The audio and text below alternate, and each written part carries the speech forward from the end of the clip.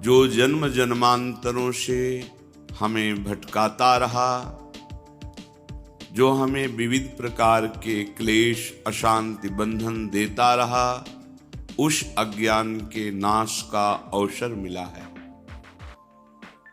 समस्त साधनाओं का एक ही फल है, मन का निरंतर अपने आराध्य देव में समर्पित हो जाना।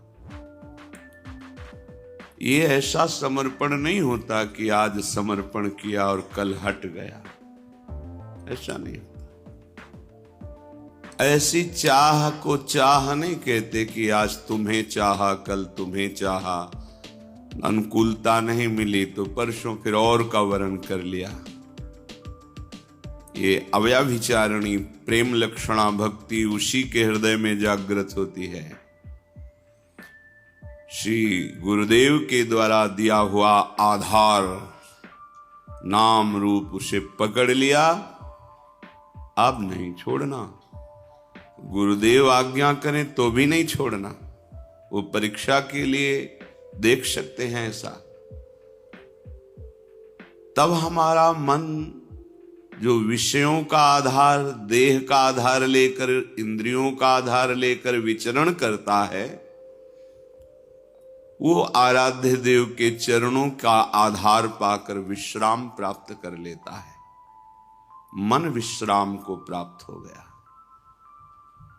मन की कोई कामना, कोई भी अंदर तृष्णा अब नहीं रह गई। इसी से वो चंचल होता है, इसी से वो विषयों को संकल्प रूप से भोगता बनता है। जब प्रभु के चरणों का आधार मिल जाता है तभी शांत हो जाता है। उसे निज सुख कहते हैं। प्रभु अपने निज हैं, शरीर पर है, ये प्रकृति का है। निज सुख बिन मन होई कि थीरा। ये बहुत सत्य बात है कि समस्त साधनाओं का फल है मन का प्रभु में समर्पित हो जाना। ये थोड़ा कठिन है। जो नए उपासक हैं घबराएं नहीं, बिना मन के भी नाम जपने से कल्याण होगा। कल्याण ये होगा कि आगे चलकर मन लगने लगेगा, मन परम शांत हो जाएगा। पर ये वृंदावन प्रेम भूमि है, यहाँ हमारा विश्राम स्थल प्रेम है।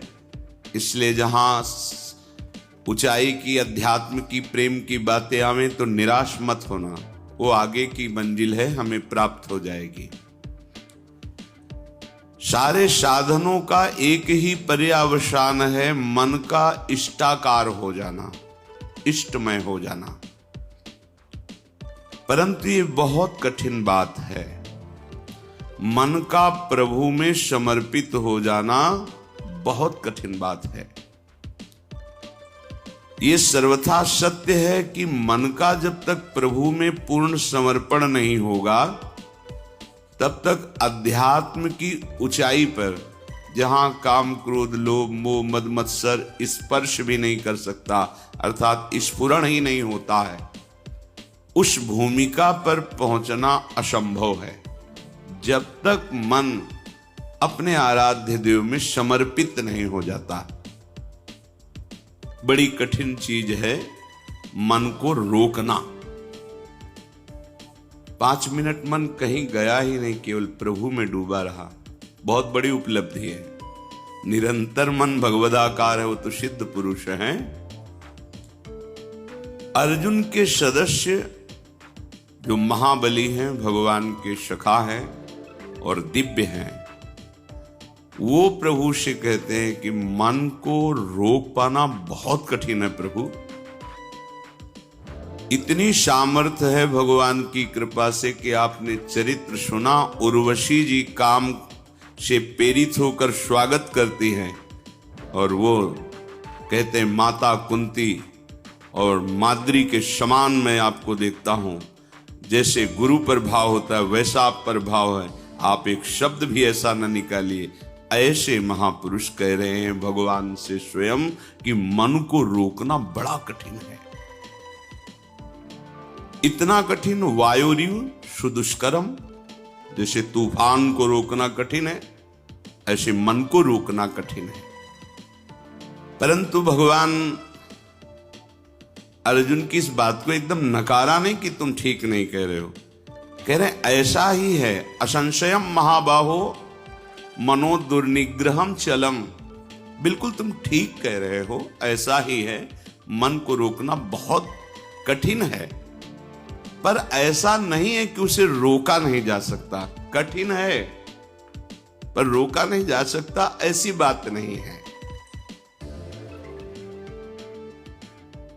तुम महाबाहो हो, शूरवीर हो, तुम प्रयास करो, ये हम सबके लिए है।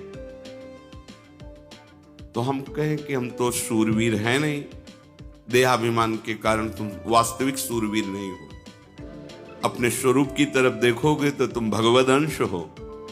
जो अर्जुन जी में आत्मस्वरूप विराजमान है भगवान, वही तुम्हारे हृदय में विराजमान है, बिल्कुल संशय मत करना। हम जितना शरीर और संसार से प्रीता करते जाते हैं, वैसे ही हम दिव्य शक्ति से रहित होते जाते हैं। और जितना हम इसका त्याग करके प्रभु में अनुराग, उतने हमारे अंदर दिव्यता आती जाती है। मन जो ये है, इसका निग्रह करना बड़ा कठिन। निग्रह माने रोकना, हटाना, जिन विषयों में जाता है उससे हटाना। परंतु ये वश में हो जाता है। अभ्यासेन तु कौन्तेय वैराग्येण च गृह्यते। अभ्यास और वैराग्य दो के द्वारा इस मन को वश में करने का उपाय श्री भगवान ने बताया। मन को जबरदस्ती खींचना बहुत कठिन बात है, और प्यार से खींचना थोड़ा सरल है।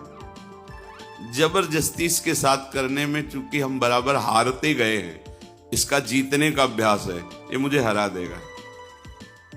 एक ही केवल उपाय समझ में आता है, अगर थोड़ा सा हमें आधार मिल जाए तो हम इसको वश में कर सकते हैं। आधार, पहला आधार सत्संग। क्योंकि जैसे हमें प्यास बढ़ती है, फिर हमें कोई दूसरी वस्तु अच्छी नहीं लगती। जल में मन लगाना नहीं पड़ता। देखिए, जब प्यास लगे तो आपको अधोटा दूध पिलाया जाए कि जल से बहुत ही कीमती है, आपको बिल्कुल नहीं, आपके मन को रुचेगा नहीं। अच्छा, जल का हम चिंतन करें, जल का हम ध्यान करें, ऐसा भी नहीं। बिल्कुल जलमय होगा मन, बस पानी चाहिए। क्यों? क्योंकि प्यास लग गई है। पहला आधार है सत्संग। हम देखते हैं कि जो